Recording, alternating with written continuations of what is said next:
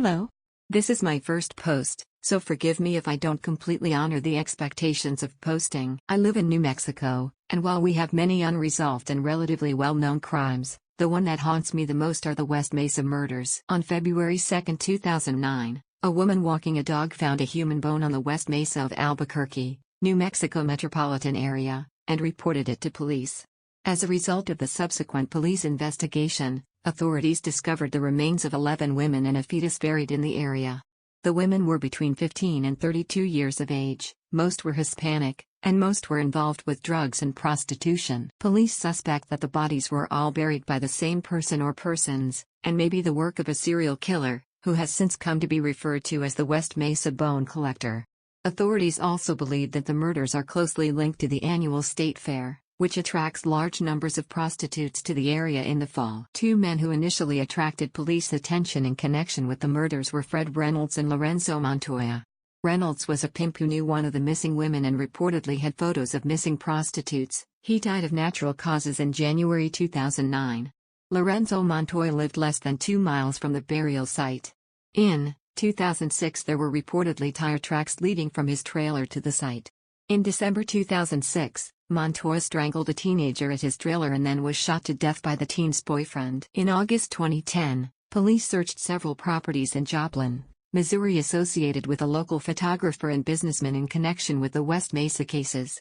They confiscated tens of thousands of photos from the man, who reportedly used to visit the state fair in Albuquerque. In December 2010, convicted Colorado serial killer Scott Lee Kimball stated that he was being investigated for the West Mesa murders, but has denied killing the women. No official suspects have ever been named in connection with the murders. A reward of up to $100,000 is being offered for information leading to the arrest and conviction of the person or persons responsible. Another suspect police are considering is Joseph Blee. Blee has been dubbed the mid-school rapist for his activities in the 1980s. Police say he would often break into the homes of 13 to 15-year-old girls who lived near McKinley Middle School in Albuquerque and rape them. In one case, there was a DNA sample but the rape test kit wasn't rerun until 2010, eventually linking Blee to the rape. Blee is also suspected by police of killing a prostitute. His DNA sample was located on the inner waistband and belt of a prostitute found dead on Central Avenue, a notorious street for prostitution in the eastern part of the city. In addition, a tree tag from a nursery was found in the area where the West Mesa victims' bodies were buried. It was tracked to a nursery Blee once frequented.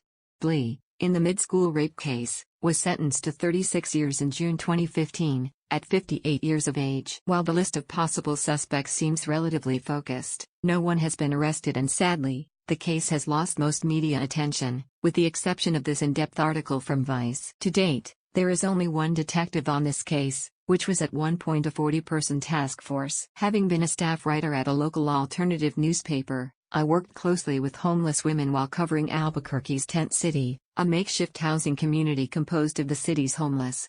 Many of the women I interviewed and spent time with had loved ones who ultimately became victims of the so-called West Mesa Bone Collector. Their general understanding was that the case will never be solved because the victims were prostitutes, and therefore in the eyes of the law, unimportant. With little information about who the victims were, and a puzzling and seemingly ineffective theory on who is responsible for these murders, it is quite dark to imagine there is a serial killer who has never been found possibly living in our state, and other local theories that the murders are potentially linked to cartels has never felt particularly convincing to me. Do you believe Joseph Blee is the murderer? And if so, what was his motive since these murders seem quite different than the crimes he committed in the 80s? Given the possible links to the murder that Reynolds and Montoya allegedly have, do you think they implicate the men? Or are they coincidences? What are your thoughts on the photographer? This, to me, is the most interesting possibility. Could he possibly be linked to other murders around the U.S. where the victims were involved in prostitution? Has there been any other serial killer cases, in recent history, where only one detective worked the case? It's hard to imagine this crime being solved with only one detective on the case, and it doesn't seem like we've gotten much closer to any answers. Updated November 4th. Just discovered a very eerie comparison between the released last phone call Amber Tuccaro made to her brother who was incarcerated at the time, to an anonymous caller claiming to know who the West Mesa killer was. Here's a link to the YouTube voice comparison and a link to Amber's disappearance. I think I'm the outlier, but I don't think it was just one person. I think maybe it was just an easy dump site for several different killers. Blee sounds like a good suspect. It sucks the first two suspects were killed before clearing them for sure. Also very interested in the one shot after strangling a teenager. What makes you think it could be several different people? And do you think they were aware of one another? Just reading over this case, I don't think it was Blee. He broke into houses for young girls. Why change to prostitutes? It's got Montoya written all over it. Kimball Meh. I'm from Joplin. I've talked to that photographer several times. He's a different kind of dude. Kinda weird, but very slight. Like maybe 5'5", 135 pounds. I can't really see him digging deep holes in the desert for dead hookers, but who knows? It was a pretty big story here when the FBI first raided his business, and I thought he was pretty much ruled out, but I might be wrong. The timelines match up, but I guess they couldn't find any physical evidence. He's still here and still in business. So, what's your theory on what happened? Post it in the comments below. Thank you for listening. You can find the original post in r/unresolved mysteries through the link in the description box below.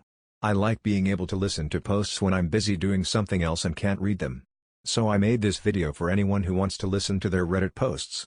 If you enjoyed this video, please like it and don't forget to hit the subscribe button below to get more puzzling mysteries.